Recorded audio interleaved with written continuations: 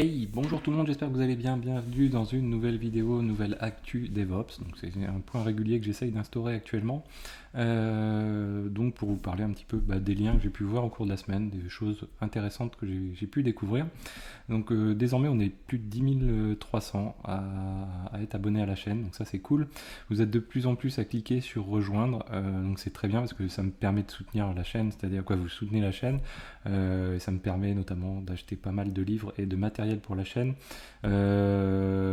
Qu'est-ce que ça vous apporte? C'est ce que j'explique souvent. Donc là, actuellement, j'ai tourné pas mal de vidéos ELK et Prometheus Grafana, un peu sur Kubernetes, qui sont pas encore publiés, qui sont pas publics sur YouTube, parce que je vais pas tout balancer d'un coup, et qui donc sont programmés au fur et à mesure du temps. L'avantage de rejoindre la chaîne ici, devenir membre, parce que vous avez les abonnés et le niveau au-dessus c'est membre pour YouTube, c'est tout simplement de pouvoir y accéder sans contrainte de délai, sans attendre la publication officielle. Donc voilà, ça vous permet d'avoir tout simplement les vidéos directement. Donc vous êtes déjà une bonne soixantaine à l'avoir fait, donc c'est plutôt sympathique. Qu'est-ce que j'ai d'autre? Donc autre élément d'actualité avant de commencer l'actu DevOps proprement dite. On a commencé à tourner des vidéos avec Kevin, qui est donc le propriétaire, le créateur de la distribution Kaizen Linux. Et on va se créer une espèce de fil rouge avec une playlist dans laquelle on va diffuser pas mal de vidéos en lien avec sa distribution Kaizen Linux, pour qui, pourquoi, etc. Comment on fait une distribution, en tout cas, quelles questions il faut se poser, comment il faut s'organiser un petit peu, et puis des éléments techniques, des paquets, comment construire un paquet, etc. Ces petites choses qui sont de base, mais qui peuvent nous échapper parfois, suivant nos cursus, etc.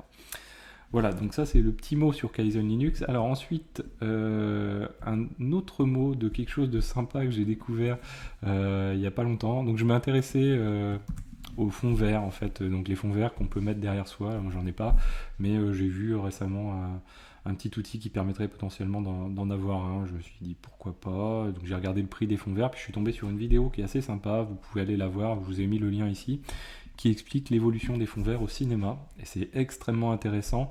C'est le passage, donc la disparition progressive à venir des fonds verts pour passer aux nuages de LED et aux bulles de LED. Donc en gros, c'est des écrans géants qui englobent les acteurs et sur lesquels vous avez les gens, les designers de fond pour le cinéma peuvent programmer tout un tas de décors, etc., qui s'adaptent et qui sont hyper pratiques pour tout ce qu'on connaît à l'heure actuelle au cinéma. Donc c'est plutôt assez intéressant cette vidéo là. Alors elle est un petit peu, elle est faite par un YouTuber qui est beaucoup plus monteur que moi, etc. Donc la vidéo est extrêmement sympathique aussi à voir sur la forme. Mais il n'y a pas que la forme, le fond est aussi très sympa. Alors ensuite on commence nos actus DevOps proprement dites. Première actu DevOps, hop, celle-ci. Donc je vais fermer tout ça. Première actu sur Raspberry. Et oui, Raspberry n'arrête pas. Donc c'est assez marrant. Ils sont passés de 1, 2, 4 Go de RAM maintenant à 8 Go de RAM. Et encore dans cet article, on parle de potentiel 16 Go de RAM un jour. Donc c'est juste énorme pour un si petit outil. Après, il faudrait voir en termes de température et tout comment ça tient un petit peu la charge entre guillemets. Parce que les 4 Go de RAM, moi je sais qu'au tout début, la toute première version des 4 Go de RAM, je pense qu'ils ont fait une évolution parce qu'on est passé de 60 degrés, 64 degrés on est revenu à 40 degrés, quelque chose de plus raisonnable. Donc je sais pas ce que ça va donner, mais en tout cas, je trouve ça très sympa parce que 8 Go de RAM, potentiellement, je me dis, si on veut se faire un petit Proxmox à plusieurs Raspberry, là, on peut atteindre quelque chose de sympathique pour donc aux alentours de 84 euros en France, 75 dollars sinon. Donc c'est relativement sympa quoi. Et plus des baisses de prix sur les plus petites versions, c'est-à-dire 1 Go et 2 Go de RAM. Donc voilà, quelque chose de bien sympa. La DDR4, je crois que j'ai cru voir, etc. Ensuite, un article sur Medium qui est assez sympa pour les gens qui s'intéressent au message queue. Donc celui-là, je l'ai trouvé sympa cet article parce que tout simplement, la personne, donc c'est un article il y a de quoi faire. Hein. Il y a plein de schémas. Il y a plein de petits outils en lien avec Kafka, il y a l'explication de ce qu'est Kafka, quels sont ses principes le rôle du zookeeper, etc. Donc c'est assez cool. Qu'est-ce que quelques différents cas d'utilisation de Kafka. Donc le publish scribe, le cas le plus classique, un producer et des consumers. Mais le log aggregation aussi, qu'est-ce que ça permet de faire? Donc on balance dans le même topic différentes sources et derrière on a un consumer qui va venir finalement consommer cette source qui va avoir agrégé, ce topic qui va avoir agrégé différentes sources. Le log shipping, donc c'est encore autre chose.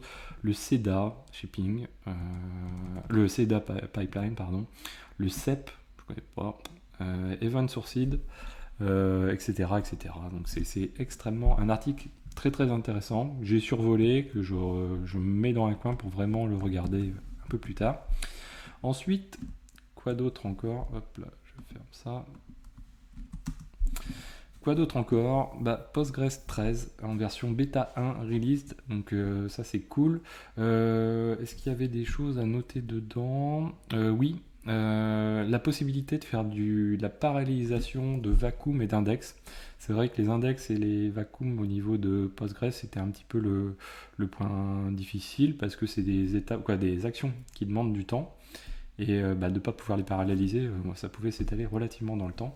Là, du coup, il y a le moyen de paralléliser des workers, donc à découvrir.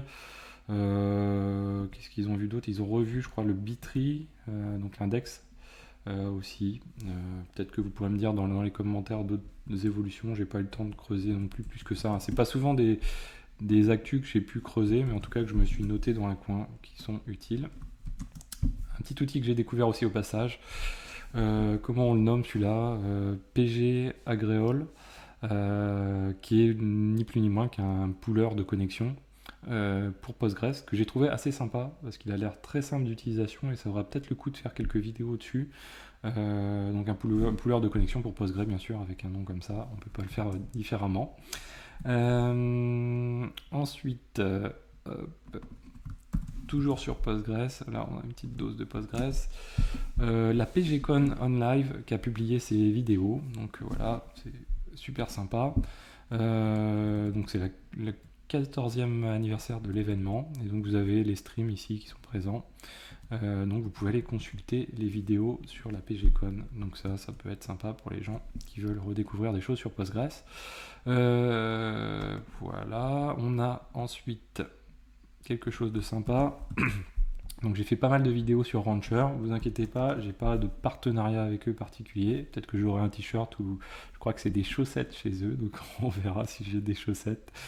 Là ils mettent en place un système de certification à Rancher, et comme l'outil je le trouve plutôt pas mal et certaines sociétés s'axent sur l'utilisation de Rancher pour notamment manager des clusters en production de Kubernetes. Voilà, ça peut être une solution par rapport à OpenShift. Voilà, ça peut être intéressant de bénéficier de ce programme de certification. Donc, vous voyez, ça commence inscription avant 14 juin, a priori. Voilà, enfin, à voir, ça peut être intéressant. Il y a pas mal de volets liés à RKE, donc qui est la méthode d'installation Rancher de Kubernetes. Et puis derrière, il y a l'aspect sécurisation aussi de Kubernetes, déploiement sur le cluster, etc. Et Rancher permet de faire des choses assez intéressantes avec, donc ça peut être utile. Alors, une petite actu ensuite de Corben. Corben, le blog que j'apprécie, alors je vais pas dire le plus, mais dans le temps, c'est sûrement le blog que j'ai consulté le plus dans le temps, qui nous indique Winget, donc apt-get, non, Winget, donc vous l'avez bien entendu, je pense que beaucoup maintenant le savent, mais Microsoft sort un gestionnaire de paquets qui s'appelle Winget. Donc voilà, comme quoi Microsoft est capable d'évoluer dans le temps, et ça c'est la marque, on va pas dire des grands, mais c'est la marque d'une évolution plutôt positive, donc c'est super intéressant. Donc voilà, un outil gestionnaire de paquets pour trouver les choses un petit peu classiques de Microsoft, mais qu'on retrouve un petit peu ailleurs. Donc ça c'est assez cool. Ensuite, j'en ai pas mal cette semaine. Donc GitLab, donc pour Christophe qui est un fervent défenseur de GitLab. GitLab, moi je suis pas mitigé, mais on peut discuter des choses C'est vrai que GitHub, il y en a qui font GitHub, Microsoft, machin, gna gna gna, plus jamais de la vie et tout. GitLab, ça reste quand même une boîte, 3 milliards, je crois, de chiffre d'affaires, 1300 salariés, un outil fort génial. Là encore, la release 13, elle vend des choses extraordinaires avec l'intégration notamment de Terraform. C'est un outil qui fait plein de choses. Moi, je l'ai utilisé un petit peu pour Kubernetes, mais très légèrement. Mais je pense qu'il y a énormément de choses aussi à faire avec. Auto-deploy vers ECS aussi, donc ça c'est sympathique. Donc ça c'est plutôt cool.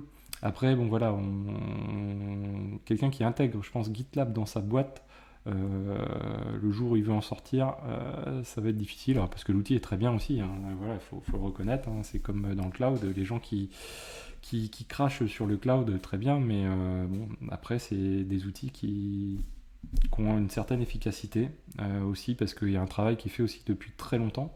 Donc voilà, il faut admettre les choses. Donc voilà, c'est un super outil. Après, voilà, se dire tiens, je quitte GitHub pour aller vers GitLab. Alors technologiquement, bien sûr, il y a plein de choses à avancer sur GitLab. Après, les gens qui c'est par philosophie ou je sais pas quoi, ouais, bon, wow. Moi je dis ça se discute, ça se débat tout ça. Comme toujours dans notre domaine, il y a pas mal de choses à débattre. En tout cas, GitLab 13 sorti. Quoi, bientôt sorti, non, plutôt. Ouais, je crois que c'est bientôt ça. Ouais. Non, released. Ah, ok. Et donc avec du Terraform, du Auto DevOps vers ECS, donc vers AWS, etc. etc. Donc plein de choses. Sympa. Ça, super bien aussi, ça. Mais sur un autre domaine. Donc ça, c'est assez sympa. C'est des slides que j'ai trouvé. Donc je vous mets le lien vers les slides directement. Est-ce que c'est celui de... Non, c'est pas celui-là, je crois. Ok, donc là, oui, non, c'est quelque chose en fait d'assez assez simple. Alors ça parle de monitoring, alors c'est pas monitoring sur le terme je pense est mal, pas tout à fait adapté. En tout cas c'est monitoring au sens très large.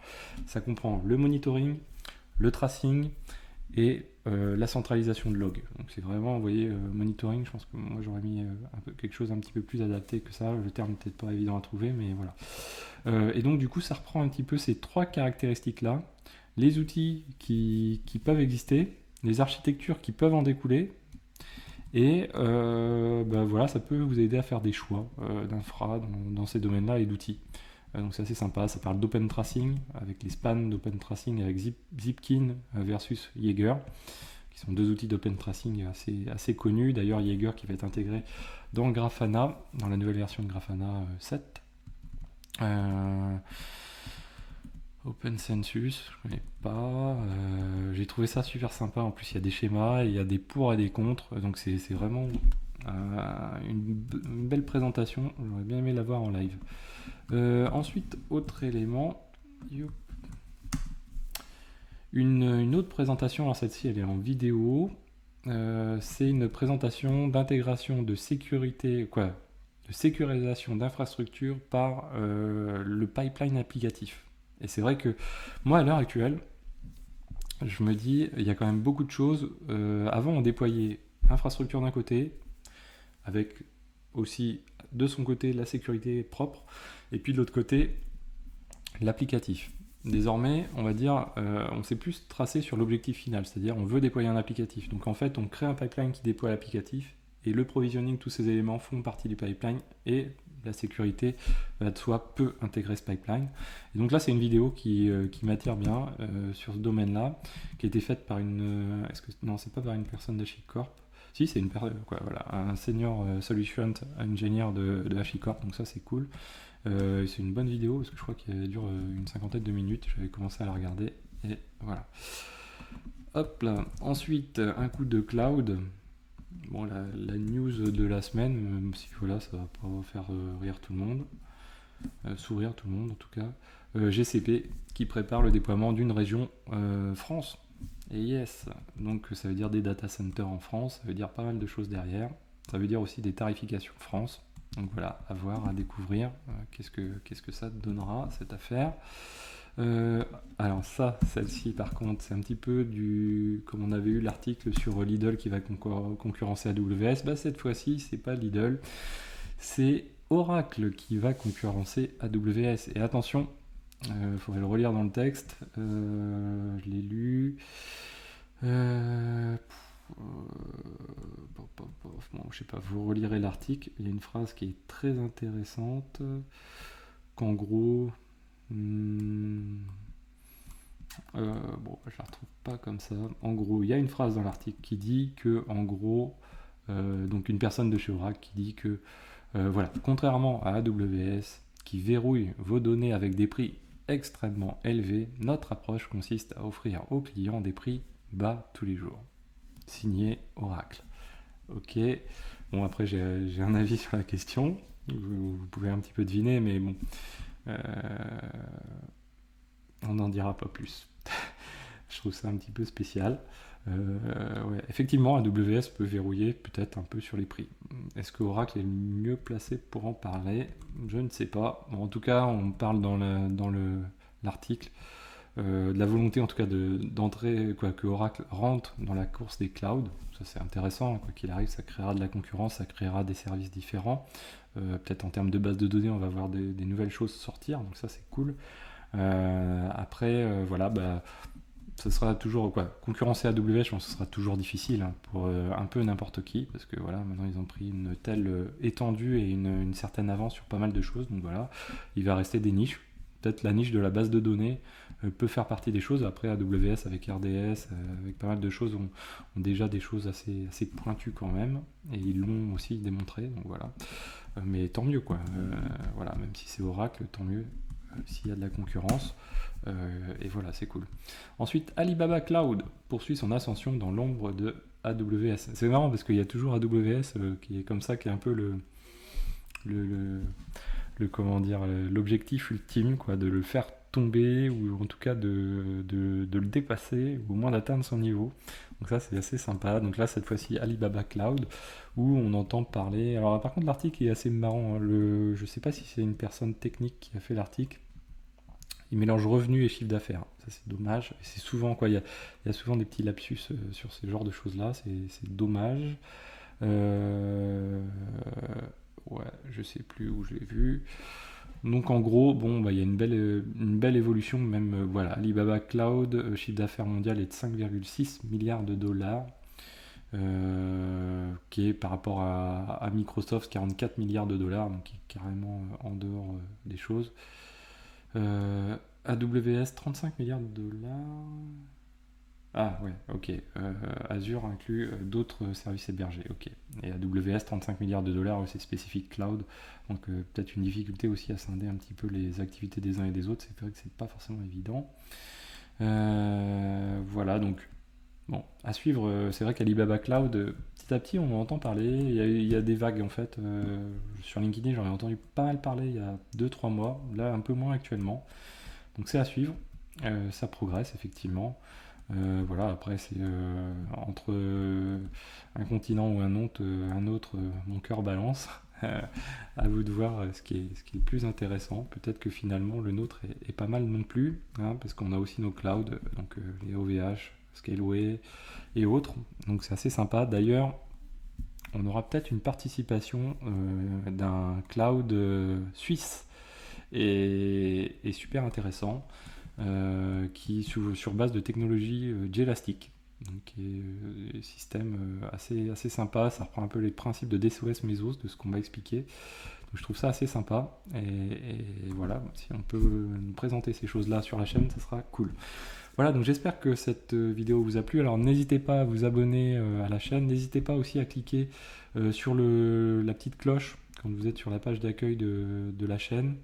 Vous avez la petite cloche qui est quand vous êtes abonné, vous pouvez cliquer sur la cloche, ça vous permet d'être notifié de chacune des publications.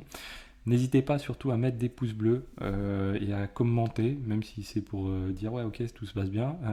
Mais en fait, bon, d'une part ça m'aide pour le référencement, vous l'avez compris, des vidéos sur YouTube, ça c'est clair. Et puis ça m'aide aussi autrement, c'est-à-dire qu'en fait, très souvent, voilà, il y a un rythme assez élevé. J'ai des petits coups de mou des fois, et puis même si vous ne voyez pas forcément, du coup je regarde, je me dis purée, ouais, les gens sont géniaux et j'ai une confiance, quoi. Voilà, je suis soutenu par beaucoup de monde. Et donc, quand c'est comme ça, on se redonne un petit coup de boost et c'est reparti et ça repart. Donc sur la chaîne, ce que vous avez à l'heure actuelle de publier en cours, on va dire en ce moment, c'est notamment... quel est le meilleur endroit pour les voir? Donc on va se rendre ici, on va faire gestionnaire de vidéos ou playlist peut-être plutôt. Donc vous avez actuellement, bon en gros vous avez surtout en ce moment je crois qu'il y a 27 vidéos dédiées à Prometheus Grafana avec notamment quelques vidéos sur Victoria Metrics sur la fin et j'en ai encore je pense qu'on arrivera à une trentaine au moins, puis après ça viendra au fur et à mesure du temps. Il y en a déjà, je sais plus, 15, 17 sur ELK avec une seule de publiée je crois, donc si vous les voulez en avance, vous cliquez sur rejoindre, vous les aurez en avance. Vous avez à l'heure actuelle je crois une ou deux vidéos Cassandra qui sont aussi enregistrées et qui sortiront par la suite. Je vais reprendre un petit peu AWS et puis ensuite on fera un petit peu aussi de Terraform. Donc voilà, tout ça avance un petit peu en parallèle. On refera aussi du Kubernetes aussi. Il y a pas mal de petites choses qu'on n'a pas encore faites sur Kubernetes qui sont sympas. Voilà, il y a plein de choses encore à faire. J'ai 2 bouquins que je vous ai partagé les images dans la communauté ici. Si vous allez dans la communauté, vous avez un bouquin que j'ai acheté grâce à l'argent où il passe tout l'argent de la chaîne tout. Et ça passe aussi dans d'autres choses. J'ai un micro, j'ai prévois d'acheter d'autres choses pour essayer d'améliorer un petit peu les vidéos encore. Donc MongoDB, donc ça viendra un jour, mais là il faut que je creuse vraiment les choses. Redis aussi. Et puis à venir, j'ai racheté 2 bouquins, un qui sont plutôt pas mal sur AWS et un autre sur Terraform. Voilà, ça me permet de compléter les sources que j'ai en ligne, toute la doc que je lis en ligne, les blogs, etc. Et puis en même temps de coupler avec les autres pour pouvoir essayer d'apporter, de vulgariser les choses en tout cas et de les rendre abordables. Voilà, donc j'espère que cette vidéo vous a plu, n'hésitez pas à la partager, a priori les actus vous plaisent bien, donc ne serait-ce que si vous avez aimé les actus, vous aimez ce format, cliquez sur le pouce bleu, commentez de manière à ce que je le sache et que je continue à le faire de semaine en semaine. Sinon, si je vois que ça s'essouffle, j'arrêterai peut-être au bout d'un moment parce que ça marchera, le rythme sera peut-être pas le bon, ou peut-être que je le ferai tous les 15 jours. Voilà, donc j'espère que cette vidéo vous a plu, n'hésitez pas à la partager, à en parler autour de vous, abonnez-vous. Encore un très grand merci à tous, merci pour votre confiance, c'est juste formidable. À très bientôt.